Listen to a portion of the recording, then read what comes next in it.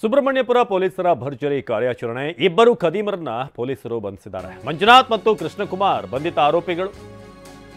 ಈ ಹಣ ದರೋಡೆ ಸಂಬಂಧಪಟ್ಟ ಹಾಗೆ 2,20,48,000 ರೂಪಾಯಿ ನಗದು ಜಪ್ತಿ ಮಾಡಲಾಗಿದೆ.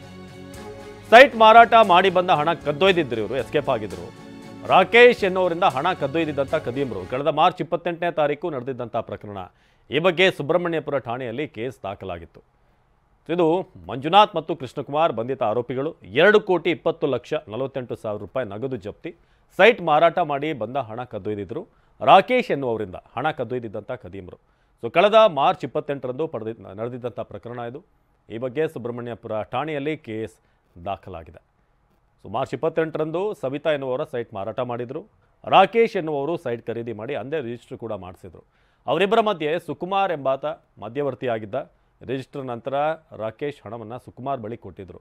2,20,48,000 ರೂಪಾಯಿಯನ್ನು ಕೊಟ್ಟಿದ್ದಾರೆ ರಾಕೇಶ್.